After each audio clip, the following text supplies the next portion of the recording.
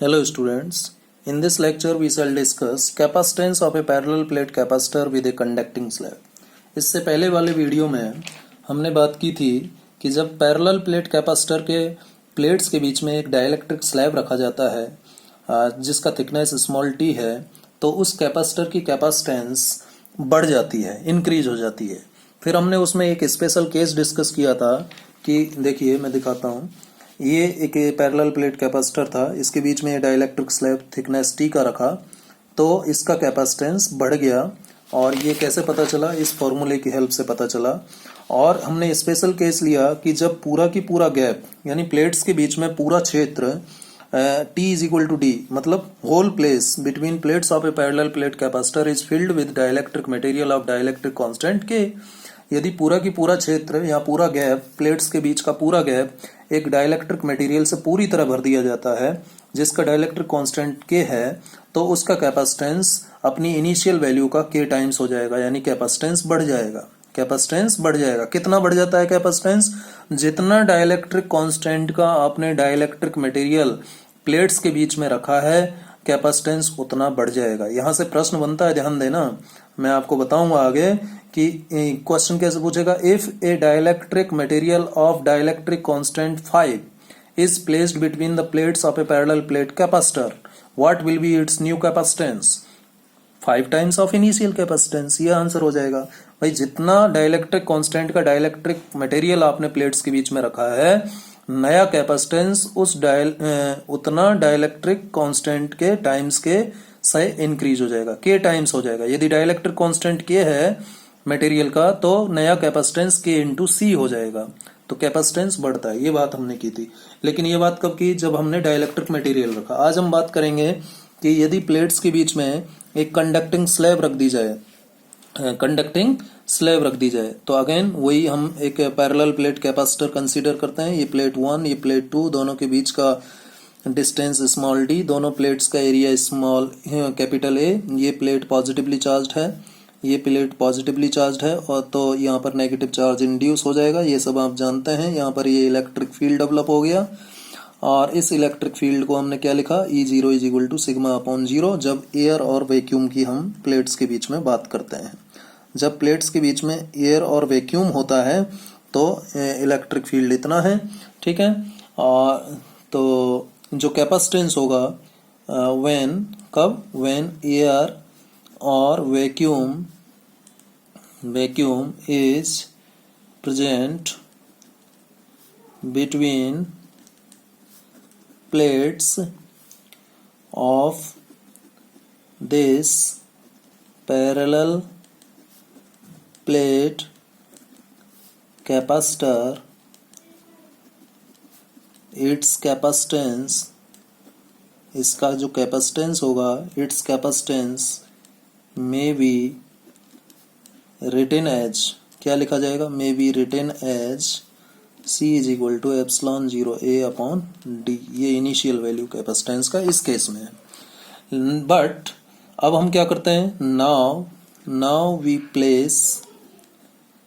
We place a conducting slab, dielectric slab नहीं, conducting slab रख रहे हैं। ध्यान दीजिएगा, अंतर है दोनों में। कंडक्टिंग स्लैब रख रहे हैं, conducting slab. Now we place a conducting slab of thickness small t between plates of the above given parallel plate capacitor। तो क्या होगा? एज shown इन फिगर, मतलब देखिए डायग्राम बनाता हूँ। ये हमारा पैरेलल प्लेट कैपेसिटर था, ये इसकी प्लेट 1, ये 2, दोनों के बीच का डिस्टेंस प्लेट्स के d है, दोनों प्लेट्स का area capital A। First plate positively charge, second plate पर नेगेटिव चार्ज इंड्यूस हो गया। यदि इन दोनों प्लेट्स के बीच में ये T थिकनेस का मैं एक कंडक्टिंग स्लैब रख देता हूँ, ये T थिकनेस का कंडक्टिंग स्लैब रख दिया, तो ये जो गैप होगा, इस गैप में इलेक्ट्रिक फील्ड E0 होगा, ध्यान दीजिए, ये इस गैप में भी इलेक्ट्रिक फील्ड E0 होगा। अब ये हमने रखा है कंडक्टिंग स्लैब। कंडक्टिंग स्लैब, आप जानते हैं कंडक्टिंग स्लैब के अंदर चार्ज एग्जिस्ट नहीं करता, सॉरी चार्ज एग्जिस्ट नहीं करता, जीरो होता है। तो इलेक्ट्रिक फील्ड भी क्या होगा, जीरो होगा। स्फीयर वाला एप्लीकेशन गॉस थ्योरम में हमने पढ़ी थी। तो इसमें चार्ज एग्जिस्ट नहीं कर सकता, सरफेस पर चला जाता है। तो अंदर inside the conductor charge zero है तो इलेक्ट्रिक फील्ड जीरो हो जाएगा।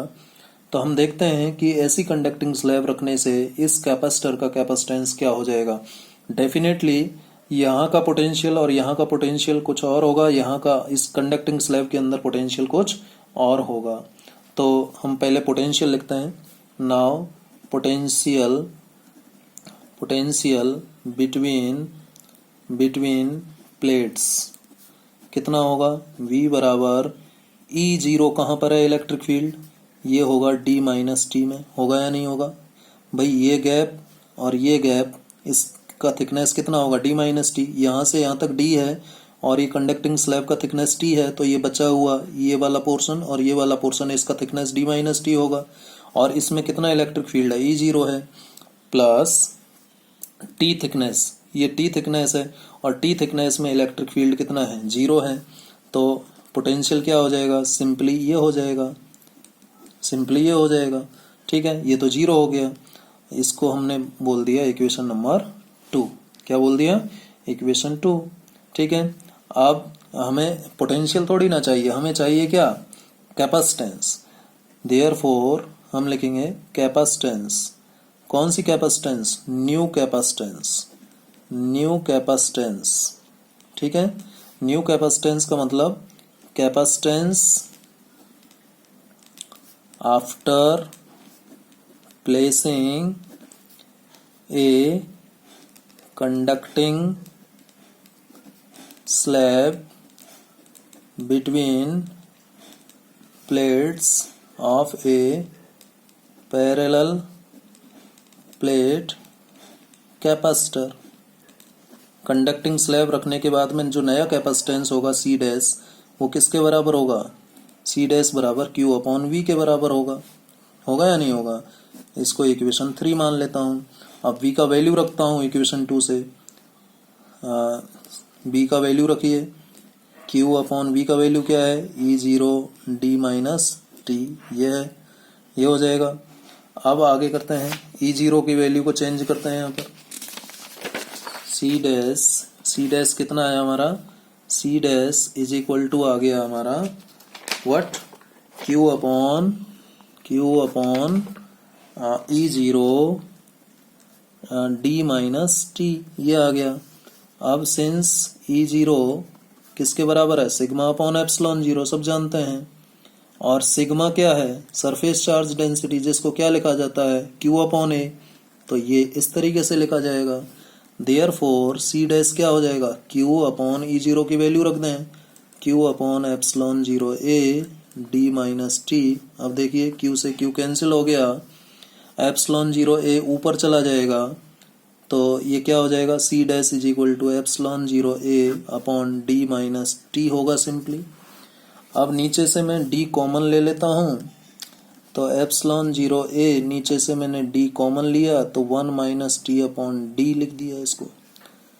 ठीक है, और अब देखिए ये epsilon zero A upon D, ये क्या है, इनिशियल कैपेसिटेंस है, C लिखा जा सकता है इसको, upon 1 minus T upon D.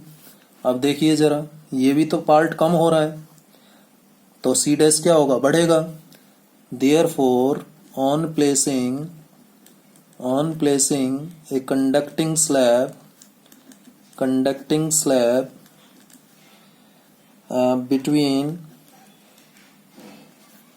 plates of a parallel plate capacitor, its capacitance क्या हो जाएगी, its capacitance will increase हो रही है।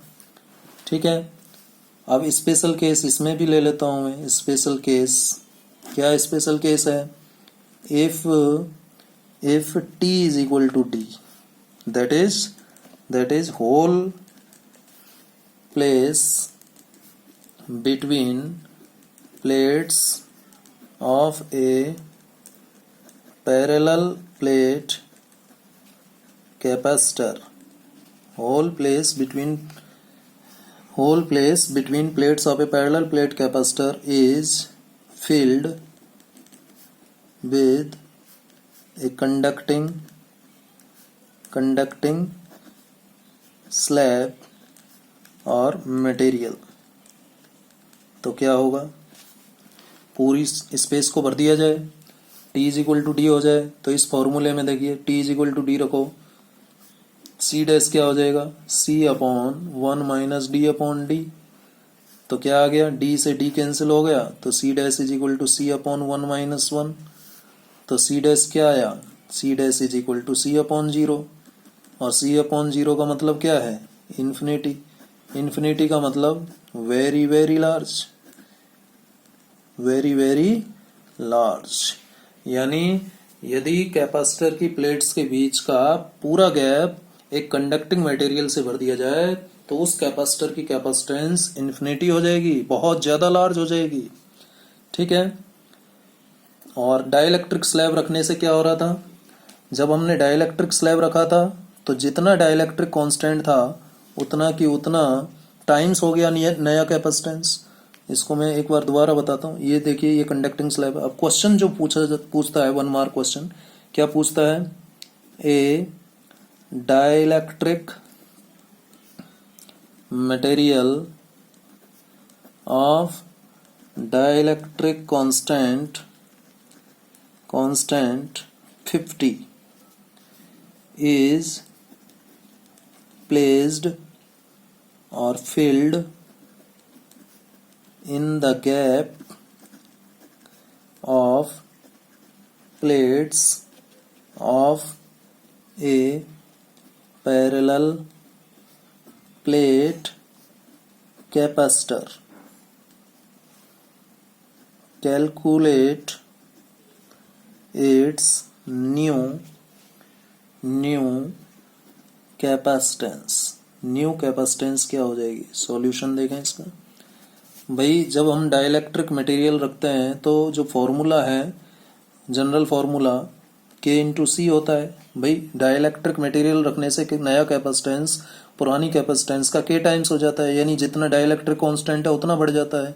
तो यहाँ पर क्या दे रखा है, एक ऐसा डाइलेक्ट्रिक मटेरियल रखा है जिसका डाइलेक्ट्रिक कांस्टेंट 50 है, तो उसका नया कैपेसिटेंस कितना हो जाएगा, 50 टाइम्स हो जाएगा। किसका, पुरानी कैपेसिटेंस का, इनिशियल कैपेसिटेंस का, तो 50 टाइम्स हो जाएगा।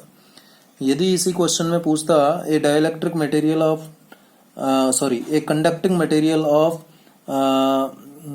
या फिर सिंपली लिख देता, चलो मैं क्वेश्चन लिखता हूँ। Question, A conducting material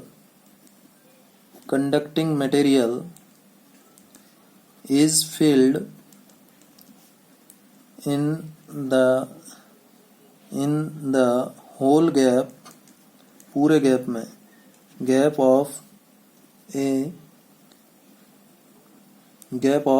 plates of a parallel plate capacitor. What is its new capacitance. आप बताइए इसकी नई कैपेसिटेंस क्या हो जाएगी। तो इसका सॉल्यूशन क्या हो जाना है भाई, जब कंडक्टिंग मटेरियल को भरा जाता है पूरे गैप में तो उसका नया कैपेसिटेंस क्या हो जाएगा, इन्फिनिटी, वेरी लार्ज हो जाएगा, वेरी लार्ज हो जाएगा। ठीक है, वेरी वेरी लार्ज हो जाएगा। ठीक है, जब कंडक्टिंग मटेरियल रखते हैं तो वेरी हाई कैपेसिटेंस चाहिए, बहुत ही ज्यादा हाई कैपेसिटेंस का कैपेसिटर बनाना है तो कंडक्टिंग मटेरियल रखो। और यदि आपको एक फिक्स वैल्यू का कैपेसिटेंस चाहिए तो डाइलेक्ट्रिक मटेरियल भरो।